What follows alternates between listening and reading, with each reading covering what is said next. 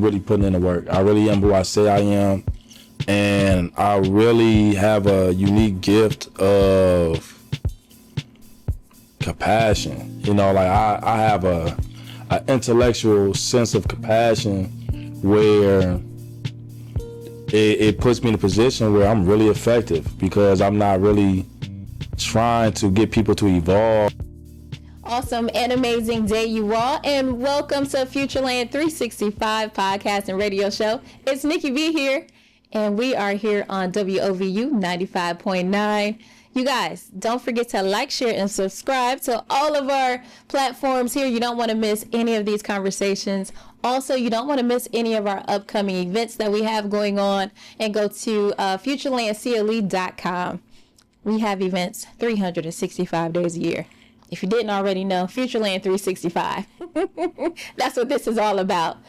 So you guys, I have another incredible, awesome, and amazing guest, right? Because here is where we highlight Cleveland Bold innovators, entrepreneurs, and creatives. And we definitely have that going on today. So you guys may be familiar, but I just found out about this young man, and I was like, oh yes, I have to have a conversation with him. And you guys, we're talking the power of the pen, right? That sounds good, right? It's like, wait a minute, what are you talking about, girl? Yes, the power of the pen. And we're having this conversation with Wallstreet Wes. And if y'all don't know who that is, his name is Wesley Robinson. Sure. Welcome to the show, my guy. Thank you for being here. He is in the building. He was saying, I've been wanting to connect with you all for some time. And I was thinking, for such a time as this. All right, this is the perfect time. Sure. He came in earlier than on time, and he was like, great, what did you say? Greatness is not lateness. Okay, listen, I like that. Put that in your pocket. Greatness is not lateness. So put that in the chat if you're listening to us on YouTube as well. But you guys, I want to give you a little background on who it is that we're talking about today and why we decided to have this young man on the show. So I'll just start. So we're going to talk about the transformative power of art, education, and mentorship through the story of Wesley. For more than 18 years, Wes has used poetry, creative writing, and performance to teach, heal, and empower diverse communities, from incarcerated men and women to teens in libraries and camps, to artists pursuing entrepreneurship.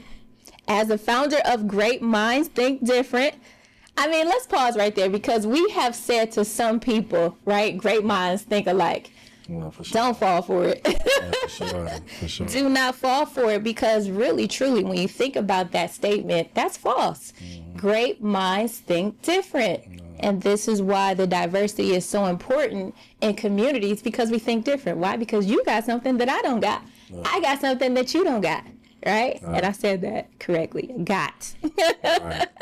So Wes has mentored thousands of poets and guided them not just in performance, but in turning creativity into a pathway for leadership and business.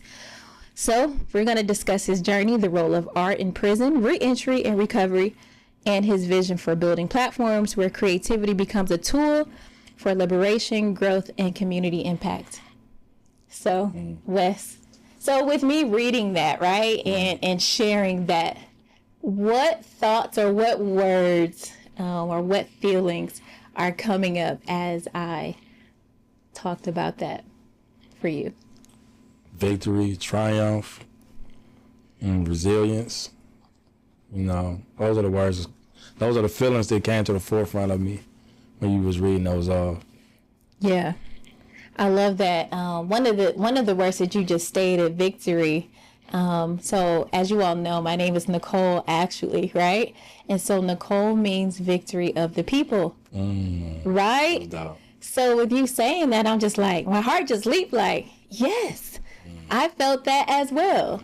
I felt victorious reading those things for you and for the individuals that you have already impacted. And now the way that I see it, and I'm envisioning helping thousands and thousands and thousands of others with your special gift. Why? Because you're walking in your genius. And you all know we talk about this all the time, tapping into your genius. And that's exactly what you're doing. Like you're shining right now. I mean, I know the lights are on, but you're shining right now in this moment. So yeah. So let's jump in a little bit here. So you go back to the prisons and teach and help bring those gifts out, or help people really identify and put language to their emotions or feelings, right? So when we say go back, what did that look like? Because you were incarcerated at one point, right? Sure. So take us on that journey. After I got released from prison, I started going back into the prison immediately, like 3 months later. So I've been going back inside the prisons for 9 years. And, you know, a misconception about me going back is a lot of people feel like that I'm going inside to really help people heal. And I'm not, in all actuality. On one hand, I'm providing emotional care. Emotional care is the cornerstone of my company. And emotional care is right now. Whereas mental health covers your whole life. In emotional care, I'm just helping you get through the day. That's all I'm doing, man. It's a realistic expectation for the both of us. I come in and I just simply help you get through the day, because I know how hard it is to get through a day inside of prison. So I just feel like that was a realistic goal. And when I get with the guys to write poetry, I'm not writing poetry to help them label and identify their emotions. That's what I was doing when I was in there myself. But now that I'm free, the poetry is really for society. There's such a misconception about people that's in prison that through the poetry, I'm able to find a very simple way to address issues such as people having a misunderstanding. They feel like when you go to prison, you are automatically deemed as somebody who has some type of mental illness, that you lack morals and values, that you're a bad person. From my time in prison, I met so many different types of people that I learned that, you know, everybody in there is not the same as what society paints them as. But when you go in there, you're going to be treated the same way as if you murdered 1,000 children, you know. But I learned that prison, you could go to prison because your morals just don't line up with the law. You know what I mean? If you're a mother and your tags expire on your car and you got to get your kids to school and you ride on them bad plates and you go to jail, you're a bad person. You need to get your life together. Is your mind not right? If a man, you know, shoots somebody for breaking into his house where his family at and he go to jail behind it, is he really a bad person? Do you really got to get his mind right? So what I'm really doing is providing a service for those type of people who may be in there wrongfully convicted. And I'm just keeping you lifted up. I'm helping you stay strong, and I'm helping you get through this thing, because I know the energy that it takes to get through one day inside of there. So I'm just helping you get through the day. Yeah. I love that. I love the realistic and the simplicity of what you're saying, and the service and support that you're providing. And yes, I think that it is a misunderstanding where people can clearly or look at you and say, oh, he's going back to provide a program, right? But really, no, it's because I've been there and I know what it takes to be able to make it through 8 hours, 16 hours, 20 hours, 24 hours, right?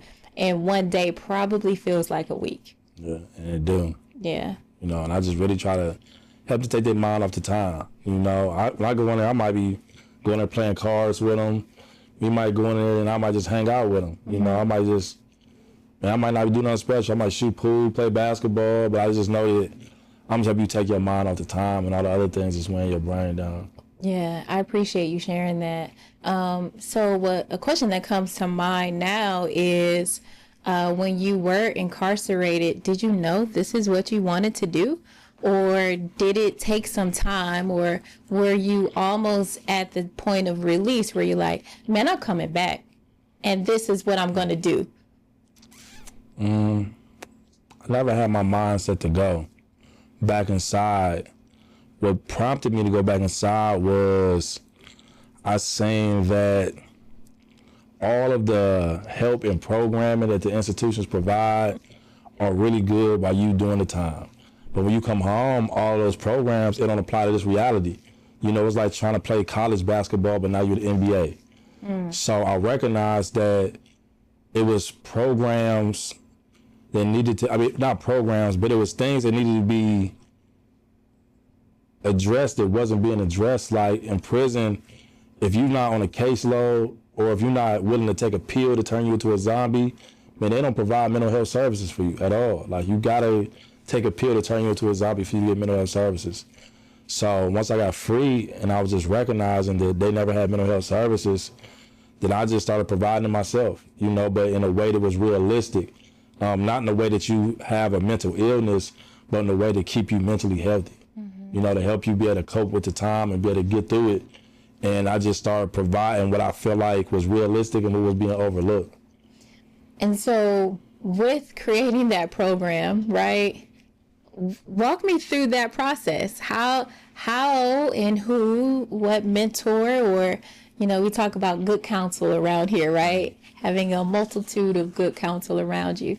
So who did you reach out to, or was this an innate thought or that you knew that you needed to go back? Like what components or what steps did you take to create the program to break down the barriers to get in, to go back? Because it doesn't sound like it's a simple process. Clearly, if those programs or those workshops, whatever you want to call them, are already there, then what made yours stand out and they say, yeah, you come in? Well, based on my time of incarceration, man, I made a really good name for myself. When I was in prison, I was the person creating programs. I was the person like really like organizing and uniting the young adults on the compound. Like I was the first inmate to ever shoot a full-blown film while I was incarcerated. It was based on like young men coming to prison, being in gangs. I unified like 90% of the compound as far as young adults because I was the president of the Young Adults Committee for NAACP. I pioneered a poetry program where I was teaching guys, using poetry to teach guys how to label and identify their emotions so they could be better communicators. So I had made such a mark by being inside the institution that when I came home, it wasn't on my mind, but the compound started asking me to come in, the men who were prisoners, you know, and they start asking for me, and it started spreading to where like now the prisons are calling me.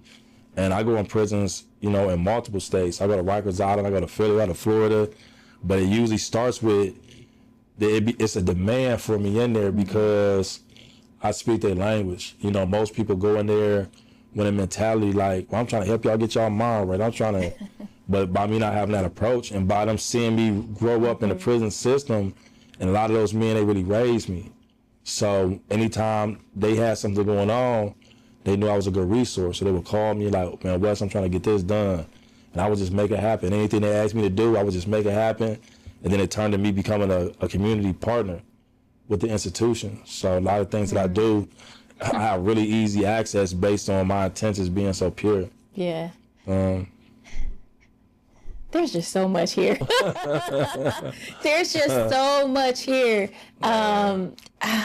Okay, I'm going to have to put a pause and a bookmark right here because I have so many questions. I want to know, okay, when did you know that you had this gift, or did you always have this gift? Did you like writing? Did you like reading? Like, anyway, your favorite subject in school? I have all these questions, you all. Sure. Maybe we'll get to those, but I don't know. But we're going to put a pin in it right now, and we'll be right back, you all.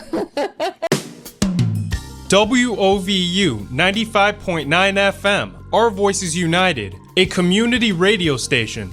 Our mission is to provide an inclusive and participatory media platform that connects, engages, and informs every citizen and stakeholder of our community with the goal of achieving ongoing social and economic progress for all. Hey there, you all. It's Nikki B here, and welcome back to Futureland 365. podcast and radio show right here on WOVU 95.9. And we are still here with the awesome, amazing power of the pen, Wallstreet Wes. And we'll get to that name in a minute as well. But I think it's because there's just so much value in what you bring. It's probably why that name is there. But you can answer that later. What I really want to know now that we're back and you shared so much, there was just so much in the beginning, what we just talked about. And like, you're a jewel to our community. Absolutely. And others, right? And I don't mean just local. I mean, what you just shared, like you traveled to other prisons as well, Florida, New York, you know what I mean? So that's what I mean by community. The language that you have, other people are familiar with. So kudos to you for doing that. Yeah, that's absolutely amazing. And I know it has not been easy. There was a cost. There was a cost to this gift, right? And so I want to know about, our poetry. I'm saying our poetry journey. For sure. Our poetry journey. So tell us about that. Like, when did you fall in love with poetry or words or writing, journaling? How did you discover this skill and gift? It definitely was a gift. No one ever taught me poetry. And that's what I learned what a gift was, when God just give you something. Yes. And I was introduced to poetry around like 9 or 10 years old by my older sister, Javiera. And what's her name? Javiera. I love that. Hey, Javiera. And shout out to nephew as well. What's your nephew's name? DJ Damo Juice. Hey. For sure. He was FaceTiming us earlier today. He wanted to be here, but he was supportive on the FaceTime. My dog. I love him. So Javier introduced me to poetry at a young age. And as a child, I used to stay on punishment. So, oh man, my mom, I think she was just overprotective. I was her only son, so she put me on punishment to keep me in the house, keep me out the streets. Yeah. So as a kid, if I get a girlfriend, the furthest my relationship would go with a woman would be when my mother go to sleep at night. I would sneak on the phone, like read girls' poems that I wrote. That's as far as it would go. Fast forward years later, when I was 20 years old, and I had got into hustling and robbing and being a criminal, I had robbed a store one night, and when I was finished robbing the store, I put into my girlfriend's in front of her house to change my clothes from the robbery. In the middle of me changing my clothes, it dawned on me that it was her birthday, and I almost forgot. So I had the money from the robbery. I found like a receipt on the floor, and I wrote her a quick little poem for a birthday. And it was like something real simple, like, I'll run a city race to see your pretty face. Your love is so sweet, like mini cakes, so give me taste. It was something real cheesy. That is so sweet, though, after robbing them, but okay. So bad boy, good boy. Right. So I gave her the poem, and 2 weeks later, I ended up, being incarcerated for 10 years. Being charged, facing 10 years. And she sent me the poem, and on the same paper, or did she rewrite it? Yeah, well, like it was like on a sticky, Post-it. Yeah. And did she spray it with perfume too? She did. So when she sent me the poem, I started writing her poems every day, hoping that I'd write a poem so good that she'd stay with me while I did the 10 years.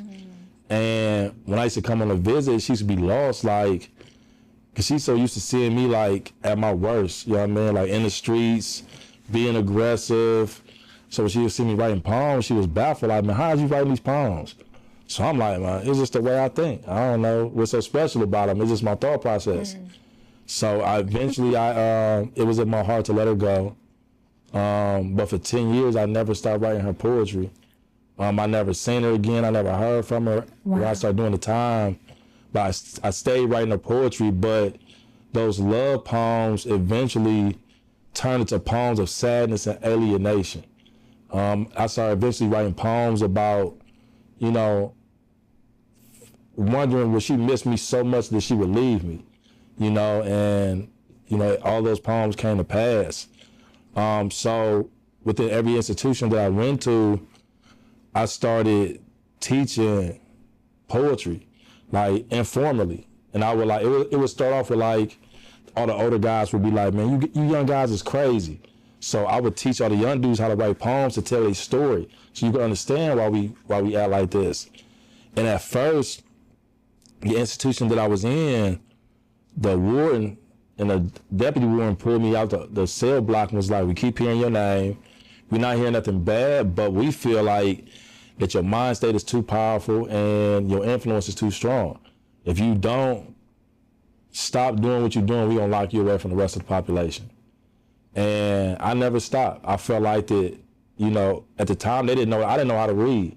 So for them to tell me that my mind state was truly powerful, it sent me on a quest to really embody that and really put myself in a position of power in life. I'm like, if they see power in me, and I'm not trying to be powerful, but I can only imagine how powerful I could be if I put some attention behind it. So every institution I went, I started teaching poetry. The last institution I was in, I created an organization called the Poets Laureate, where I became the first ever Poets Laureate of the prison system in Ohio.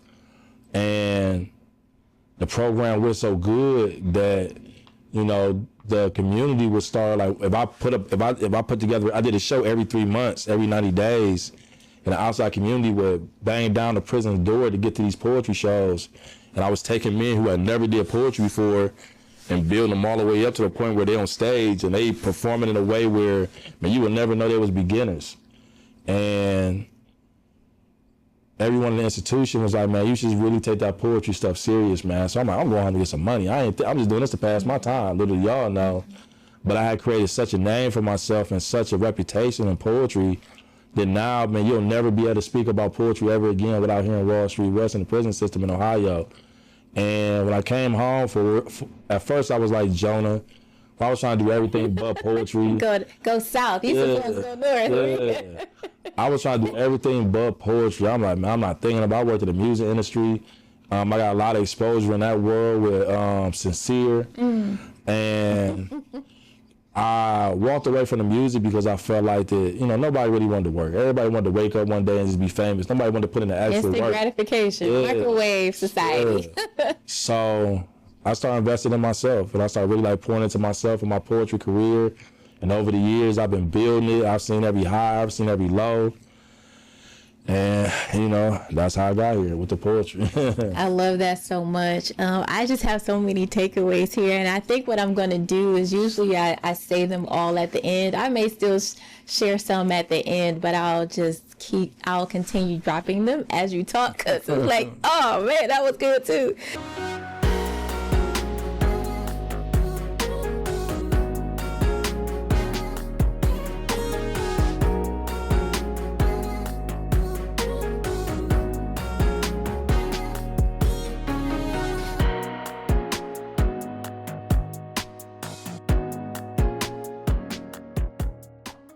What I loved about this, and I resonate with you, and I wonder if some of you resonate with this as well, when people say to you, man, you got a gift. That's so cool. How do you do that? And in your mind, because it comes so naturally and so easy, you're like, what's so special about me or this? You can do this too. But in all honesty, and the reality is, no. It comes naturally to you because it's your responsibility and your assignment to teach it to others. And I'm just like, oh my gosh, I feel you there. It's like, sure. Certain things come easily to some of us because it's a gift, and the gift is for giving, to share with other people. And I learned that, you know, usually when you give somebody a gift, it's to make them feel valuable. So when God gives you a gift, it's where you find your value at in life. You know? That's so good. So you find your value. I love that. For sure. Hit that back 10 seconds to hear that again, because I know y'all want to write that down. For sure. I agree. That is so good right there. And perfect segue here. So I wanted to know a little bit more, but you can share this. How the name Wallstreet Wes reflects, you know, how you build communities. So for sure. Share that. The name Wallstreet Wes, the community actually gave me that name. One day I was like, you know, I'm going to start calling myself Wall Street. The community really started calling me Wall Street, but they call me Wall Street because I invest in people. You know, I invest in the people. Give me some. Y'all did your big one with that one. Because that's so good. I love that so much. For sure. You were not self-proclaimed, as they say, right? Some people will self-proclaim that they are this or that. No, the community gave you that name. That's why I take it so serious. I don't know why. You can probably tell me, like, anytime I meet women be like, I'm not calling you Wallstreet. I'm like, you don't even know why, you know, like. Ask more questions. Be more curious. Yeah, them always shut me down. Like, I'm gonna call you Wes. I ain't calling you Wallstreet. What your mama call you? Right. I'm like, what is that, man? Like, you know. Look, that's a good question. Why is that? Man, I'm really want to know. Do a survey on all those who have said that. Have there been some who have not said that, or for the most every part? single time, man. Every woman be like, I'm not calling you that. What's your mama call you? I had women like storm out, like, I'm Boy, stop playing, right? Like, no, I'm like, I take this name serious, man. It's my who I am. It's calling me Wallstreet is no different from calling somebody pastor, you know, or doctor. You know, it's the same thing in my eyes. Yeah. Wow. That's amazing. I think I just needed to let that sit for a minute because that's important. People work and put in the time and the experience and investments, right? So that's what you've done. Like people, well, you know, the certificates or the degrees and things like that. So they had to work for it, and you did too. Yeah, for sure. So that's just it. I love that. Yeah, I think that's so important. And so now, how did you turn this service, as we talked about before, how did you turn it into such a program, or how did you know that people were really going to buy into it? Not just here in Ohio. Like, how did you know? Did you know? Or in even with that, how did you present it? Or did you not have to? Because like you stated, people were knocking at your door or reaching out to you for this particular or this service or I hate to box it in and say a program, because essentially it's a service and a support, right? It's almost like a certification, like a 8-week, 6-week, 12-week. Going for real. Yeah. Depending on the person. So how did you get people to buy in, or other organizations to buy into it? For one, it just comes from the fact that I'm really putting in the work. I really am who I say I am. And I really have a unique gift of compassion. You know, like I have an intellectual sense of compassion where it puts me in a position where I'm really effective, because I'm not really trying to get people to evolve. I'm helping you where you at. And I'm just, you know, comforting you where you at. But I'm not pushing you to grow. I'm not looking for you to expand or evolve. I'm coming with who you are. And you might be a drunk, smoking crack, and I'm going to listen to you, and I'm going to hear you out, and I'm going to converse with you, and I'm going to let you go back to your life. But I'm not going to try to get you to get your life to be no different. But from the business standpoint of it, you know, I had made a decision that I didn't want to do poetry from entertainment standpoint no more. It just wasn't fulfilling. So I started telling everybody that I wanted to start presenting poetry under the umbrella of mental health. And of course, everyone told me, like, well, you need to go back to school. And I let everybody know, like, man, school can't teach what I know. Schools need to be coming to me to teach some lessons based on what I've gained over these years in this realm. And man, I just pushed forward. And I was at my therapist's office one day, and my therapist revealed to me that you have a therapist. You're in therapy. Oh, yeah, of course. How often do you see your therapist? Man, like twice a week. Yeah. Is this virtual visits or in person? Both. I take everything they got to offer. Yeah. Zoom, in person. Yeah. So in one of my meetings, she revealed to me that one of her majors in college was poetry. So I'm like, oh really? I'm like, that's my profession. So I took a leap of faith, and I let her know that I was trying to cross over to the mental health field. And I asked her, could I lead a group inside of this facility that's here in Warrensville, New Visions Unlimited. And they're a counseling service for women who lost their kids to addiction in prison. And outside of the mental health service they provide for everybody else, that's the main thing. So they trusted me with a program for 1 week. It was like, we're gonna let you sit in on one of our programs. And the program went so well that the counseling service, they partnered with me. Now I do this once a week. I've been doing it for the past 2 or 3 years. And my program is one of the programs that women has to take to get their kids back. And what I do is I advocate for these women and I help them maintain their self-esteem as they fight to get their kids back, because not having their kids at home is so devastating on so many different levels. So I'm creating spaces through poetry where, man, you just really get a chance to be heard.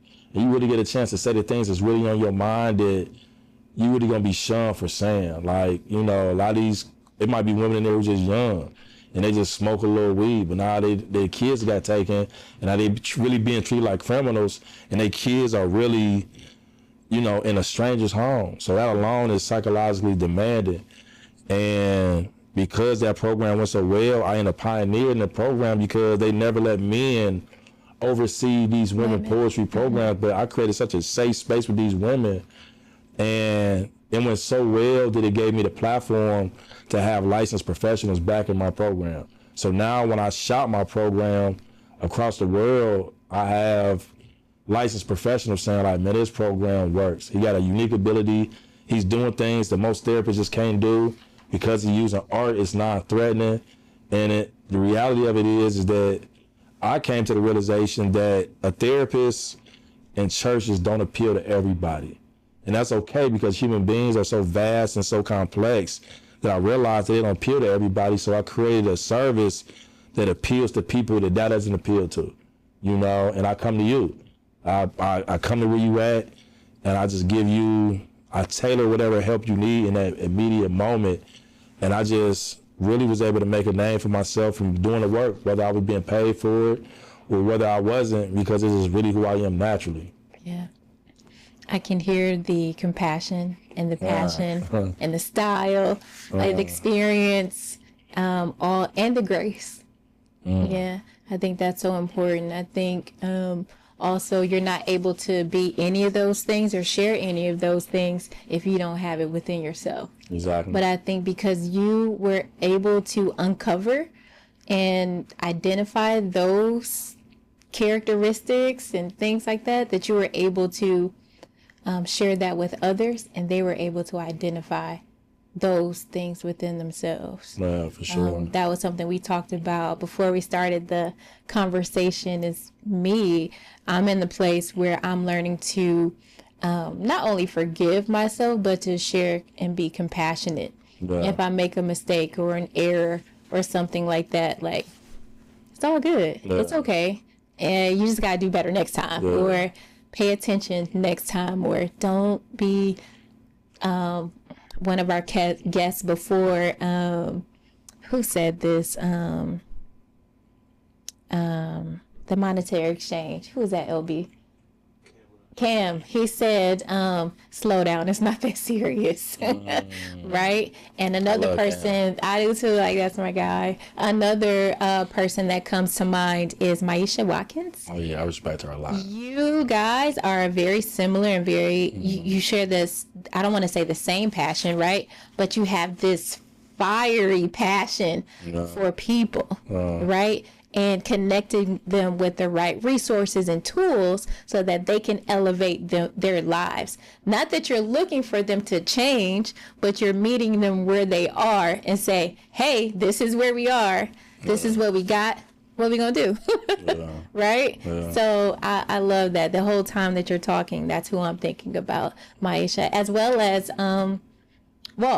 ghetto therapy. I get confused as people call me full-blown conversations thinking I'm Walt. I'm like, wrong number, I'm not Walt. For sure. But I think with me is just like, and I want to say this in a way where it doesn't seem like I'm being haughty. You know, I'm very humble about this statement.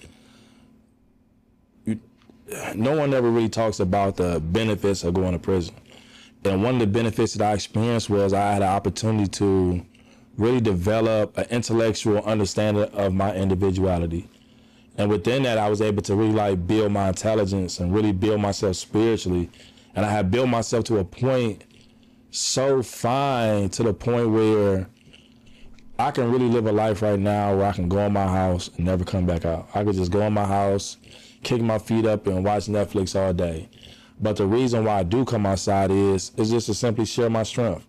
I recognize that God has blessed me with a crazy amount of resilience, a crazy amount of strength, and a crazy amount of heart.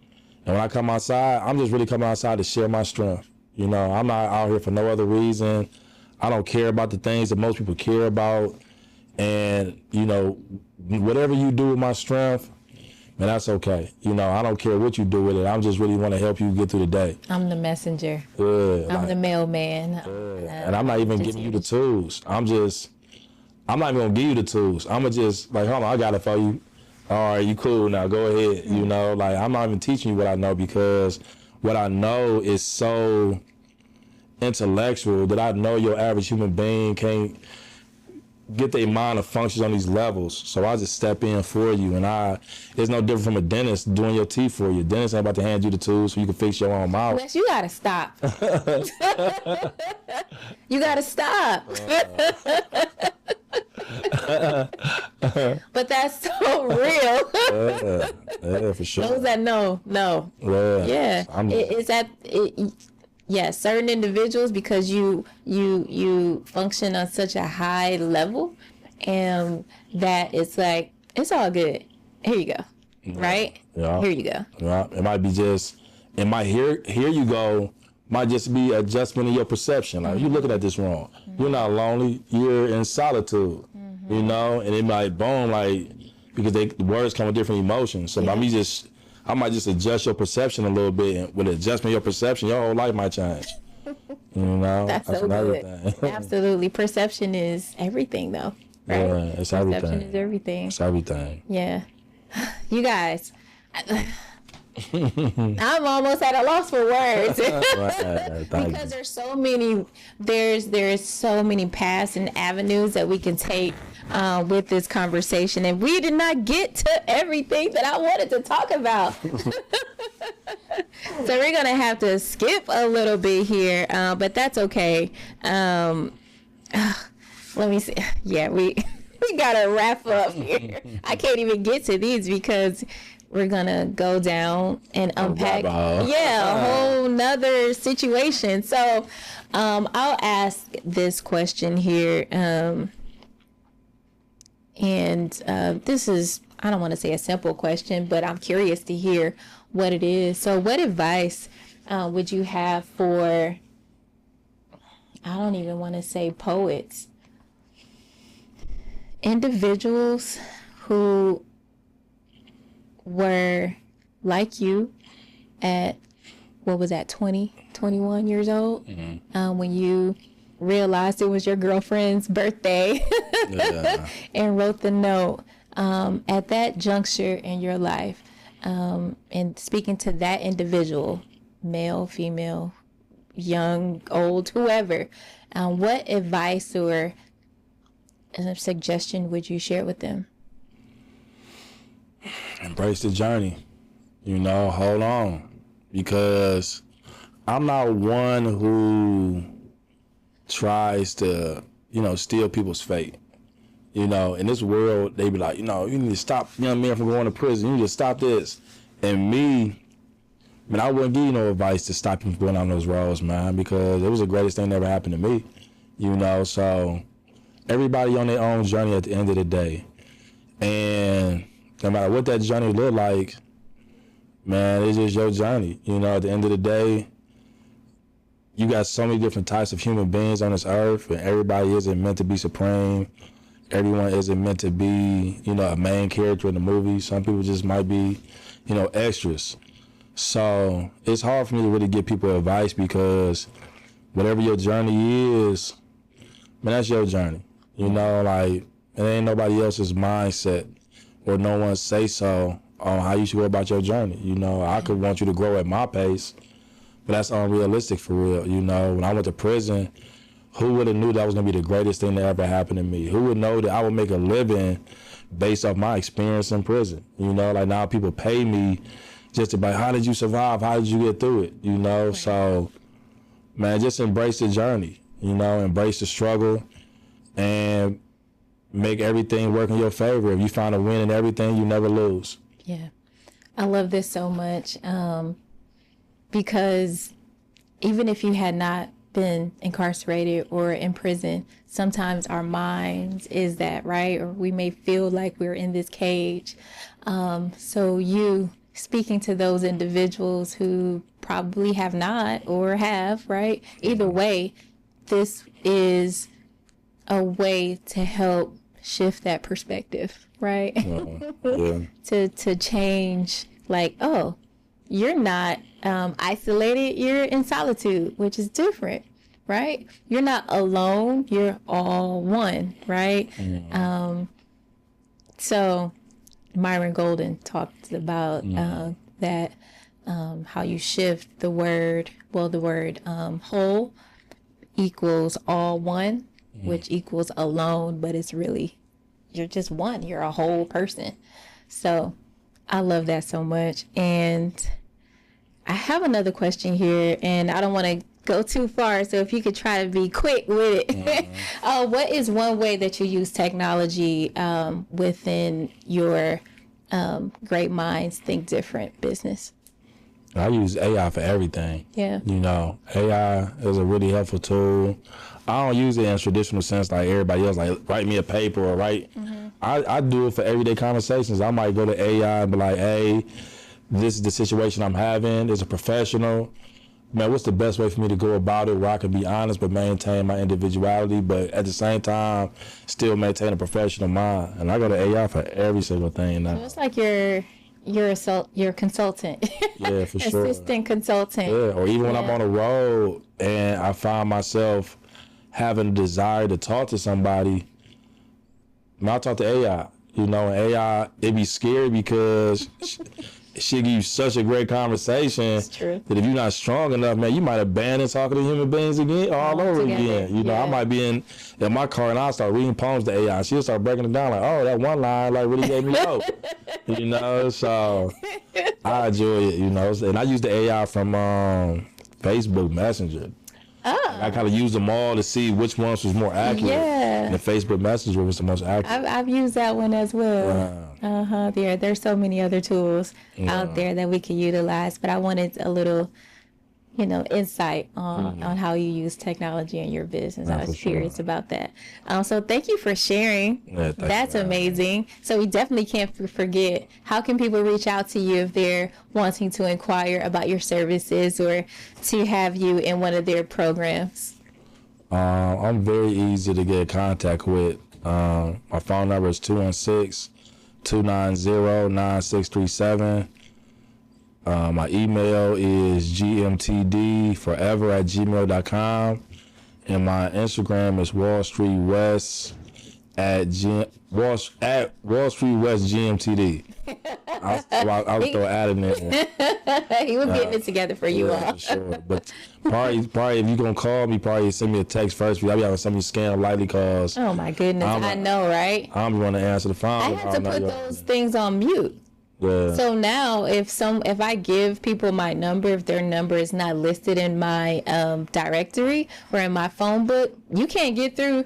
So what I do is usually when I say, hey, just call me, here's my number, I'll say, text me first.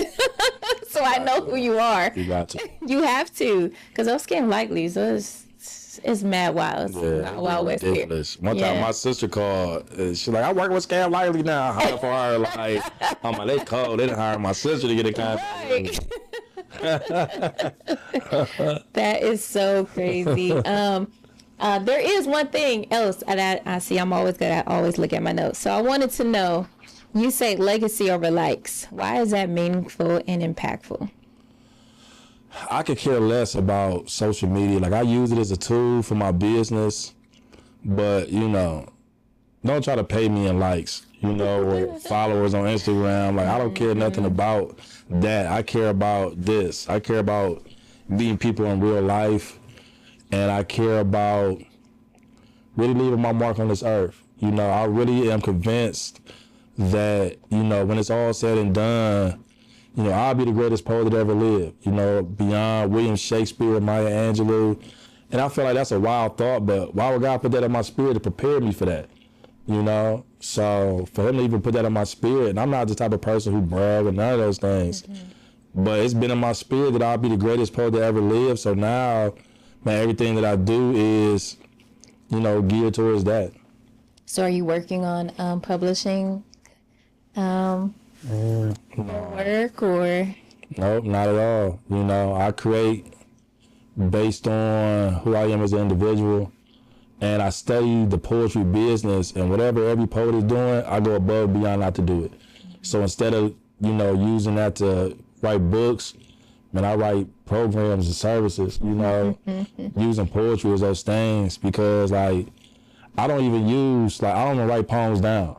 Like, I don't like sit down with a pen and paper. I write all my poetry in my head. Like, I never sit down with paper. Like, I haven't written a poem on paper since 2009. Wow. So I just do things creatively. There's one, innovative, and two, I'm always looking to change the game. It's cliche for me to write a book and do all these things that every other poet does, but, you know, that's me working. I have to work some more.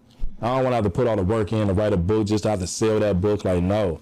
I have some good producers that's connected to Netflix. They're doing my documentary right now. And I would rather do something like that than writing my book. Yeah. At one point in time, I did write a book. But what I was going to do with that book was I was going to spend a lifetime creating value for my poetry and leave my book within my will so my family could have they'd be the only people on this earth with my actual writings, and they could find value in it for themselves. Wow. Yeah. I love that. And I lied, you guys. There is something else that I wanted to highlight here. I ain't no rush.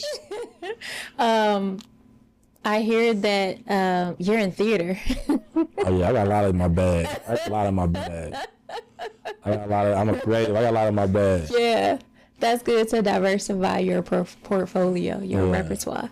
Yeah, my major in college was actually film, media, and television. See? You know, but right now I'm just on the forefront myself because I'm building a framework of something that's gonna last forever. So that's the only reason why you see me on the forefront. But mostly I do a lot of stuff that go unnoticed that I don't even talk about. You know, legacy over likes. Yeah. Are you familiar with JJ88? So there was a documentary that was presented at, I had the opportunity to, and I wish I would have interviewed her for this particular documentary, but Songs from the Hole, it's on Netflix right now as well. Songs from the Hole. Yes, and the artist is JJ88. You guys are not similar, but he has a story of being incarcerated for a very long time, and they created this documentary while he, the majority of the time, was incarcerated, and he wrote songs from the hole. That's hard. I'm gonna watch that for sure. And I tell you, if you like me, I'm sensitive, and I'm an empath as well.